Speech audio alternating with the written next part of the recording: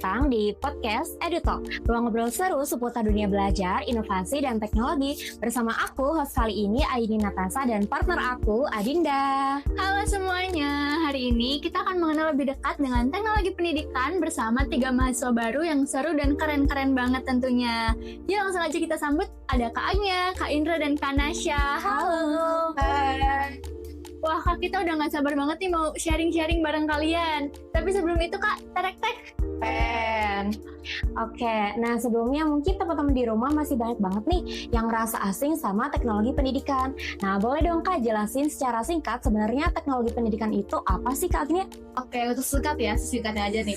Jadi teknologi pendidikan itu adalah sebuah program studi nih ya, yang dimana seorang lulusannya itu seorang teknolog pendidikan ya disebutnya.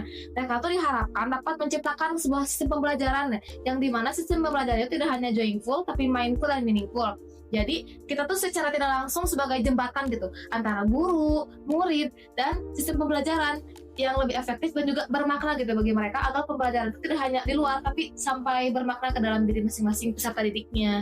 Wah, menarik banget ya teman-teman. Jadi teknologi pendidikan itu bukan cuma belajar soal teknologi aja, tapi juga cara menggunakannya yang membuat pembelajaran itu jadi lebih bermakna, lebih mudah, dan juga menarik. Betul banget Kak. Wah, aku jadi penasaran nih sebagai mahasiswa baru teknologi pendidikan nih. Kak Indra nih lebih banyak belajar soal pendidikan, teknologi, atau gabungan keduanya nih Kak? Oke Kak, sejauh ini yang aku pelajarin itu lebih ke pendidikannya sih Kak. Terutama kita belajar tentang teori belajar dan pembelajaran, kemudian kita juga belajar tentang pengembangan kurikulum. Nah, semester 1 ini kita belum mempelajari tentang media atau teknologinya nih Kak. Nah, kita tuh lebih difokuskan terlebih dahulu pada teori-teori yang tentunya bermanfaat sebagai bekal di semester-semester berikutnya untuk membuat atau mengembangkan produk-produk pembelajaran Kak. Nah, nantinya di semester berikutnya kita itu akan membuat produk-produk seperti bahan ajar yang kreatif, kemudian video pembelajaran yang menarik, dan berbagai media ataupun produk kreatif lainnya. Wah, betul banget Kak. Banyak yang gak sadar nih kalau teori semester awal ini justru jadi bekal yang penting buat kita ngembangin karya-karya yang keren nantinya.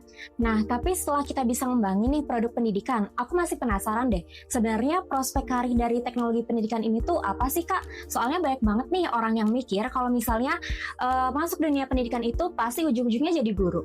Iya, benar banget. Di zaman sekarang ini masih banyak banget orang yang mikir kalau kuliah di jurusan pendidikan itu pasti ujung-ujungnya jadi guru.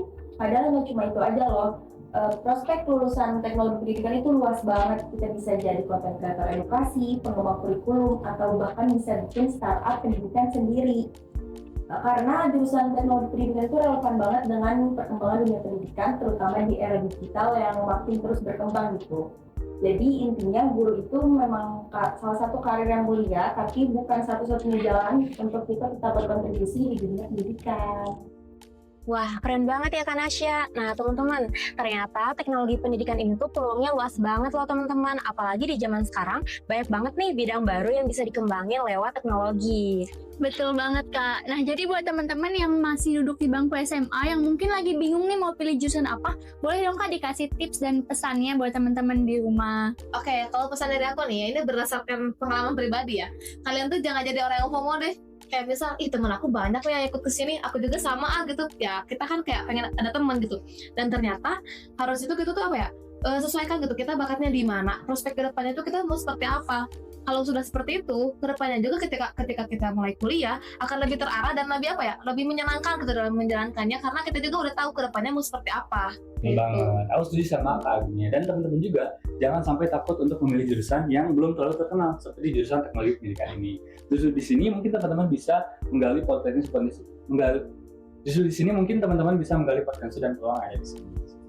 Dan aku tambahin lagi nih yang terakhir, yang paling penting kalian itu jangan takut salah jurusan karena kita melewati proses yang panjang dan di dalam proses itu pasti selalu ada hikmahnya. Jadi kalau kalian suka ngulik hal-hal berbau desain, teknologi, dan pendidikan, teknologi pendidikan menjadi solusi yang tepat banget buat kalian. Wah, inspiratif banget ya teman-teman. Semoga pesan dari kakak-kakak narasumber ini bisa bikin teman-teman di rumah semakin yakin nih buat pilih jurusan ini. Dan semoga obrolan kita hari ini bisa bikin teman-teman semakin paham dan juga tertarik sama dunia teknologi pendidikan. Wah, betul banget. Jadi teman-teman jangan lupa terus ikutin podcast EduTalks buat dapetin insight menarik seputar dunia belajar, inovasi, dan teknologi. Sampai jumpa di obrolan menarik selanjutnya. Bye-bye.